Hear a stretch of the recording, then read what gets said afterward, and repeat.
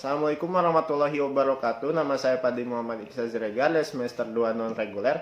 Di sini saya akan mereview materi tentang upaya meningkatkan peran masyarakat dalam menjaga keseimbangan alam di tengah pandemi COVID-19 melalui Community Based Nature Management yang didoseni oleh Bapak Dr. M. Randy Aridayandi SMH. Apakah yang dimaksud dengan keseimbangan alam? Keseimbangan alam menurut Denir Delator berarti menjaga keseimbangan biologis, yaitu keseimbangan kuantitatif antara makhluk hidup, hewan, dan tumbuhan. Sedangkan yang dilansir dalam dictionary.com, keseimbangan populasi di antara organisme dan lingkungan yang dihasilkan dari interaksi dan saling ketergantungan dan berkelanjutan. Lalu di akhir abad ke-20 terdapat hasil penelitian ekologi yang menjadi populer yang menyatakan bahwa upaya keseimbangan alam sama dengan menyeimbangkan angka populasi. Lalu hal ini menjadi sesuatu keharusan untuk kita lakukan jika kita pernah menuai manfaat dari alam dan untuk persiapan di masa depan. Peran manusia dalam keseimbangan alam.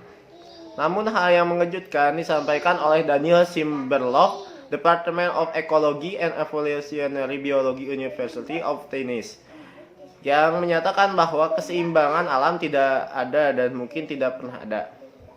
Sebab jumlah makhluk hidup terus bervariasi dan variasinya biasanya tidak teratur dalam periode tertentu serta menyebabkan dampak langsung tidak langsung pada yang lain.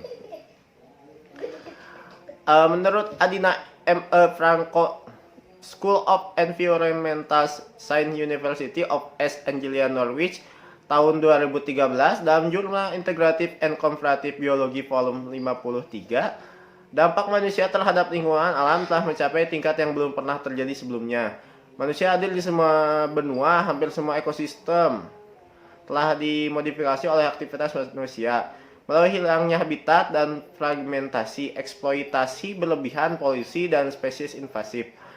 Lebih dari 35% dari luas lahan adalah digunakan untuk pertanian dan daerah terbangun. 40% dari produktivitas terestrial disesuaikan oleh manusia. 50% dari semua terumbu karang hilang atau rusak. 70% dari totalnya perikanan laut dieksploitasi berlebihan atau dihabiskan. Manusia menggunakan lebih dari 50% dari limpasan air tawar yang tersedia. Emisi manusia dari gas rumah kaca dan polutan lainnya telah dikaitkan dengan perubahan iklim global. Saat ini dampak manusia terhadap planet menyebabkan konsekuensi global. Banyak ilmuwan berpendapat bahwa dunia telah memasuki era baru yang disebut Anthropocene, di mana aktif manusia mulai memiliki pengaruh global terhadap ekosistem bumi.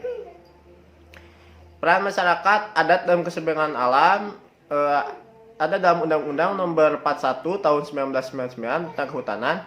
Masyarakat hukum adat memenuhi adalah yang pertama ada masyarakatnya masih dalam bentuk paguyuban. Yang kedua ada kelembagaan dalam bentuk perangkat penguasa adatnya. Ada wilayah hukum adat yang jelas. Yang keempat ada pranata hukum khususnya peradilan adat yang masih ditaati.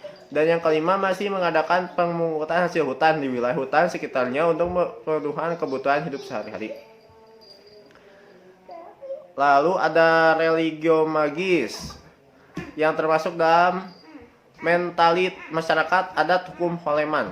Ada religio magis, suatu kepercayaan kepada adanya dunia gaib yang mengatasi kekuatan manusia. Dunia gaib itu mempengaruhi bahkan menentukan nasib manusia. Di samping kepercayaan terhadap adanya dunia gaib, juga hidup dengan bahwa alam semesta adalah suatu keseluruhan yang seimbang dan harus dipertahankan dalam rangka diwariskan kepada keturunannya. Yang kedua ada religio magis, objek dari metafisika khusus. Yang ketiga ada komunal atau menunjukkan pada pandangan tentang tempat individu dalam pergaulan hidup. Dalam pandangan ini, tiap individu dilihat selalu sebagai anggota persekutuan. Lalu yang keempat ada kontan. Alam semesta sebagai suatu keseluruhan yang terdiri dari bagian-bagian di mana tiap-tiap bagian itu sendiri masing-masing merupakan kesatuan yang terdiri dari bagian-bagian yang kecil. Lalu ada konkret, bahwa tiap-tiap perbuatan atau keinginan atau hubungan-hubungan tertentu dinyatakan dengan benda-benda berwujud. Lalu ada upaya meningkatkan peran masyarakat adat, dan keseimbangan alam. Terdapat berbagai faktor menyebabkan peran masyarakat adat tidak berjalan maksimal. Yang pertama adalah melemahnya otoritas tradisional, yang kedua pertumbuhan populasi, yang ketiga sentralisasi otoritas dalam pemerintahan, yang keempat ada kolonialisasi atau perang.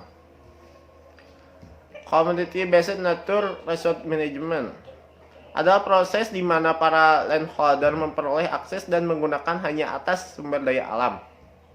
Perencanaan yang kolaboratif dan transparan dan berpartisipasi dalam pengelolaan sumber daya alam, serta memperoleh keuntungan finansial maupun keuntungan lainnya dari keterlibatan mereka. Lalu ada unsur Community Based Nature Resource Management. Yang pertama ya terbagi tiga, yaitu Community Natural Resource dan Management.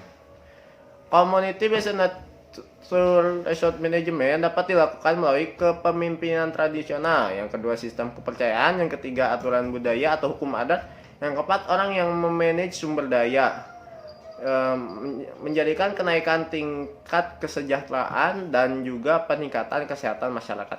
Sekian dari saya, terima kasih. Wassalamualaikum warahmatullahi wabarakatuh.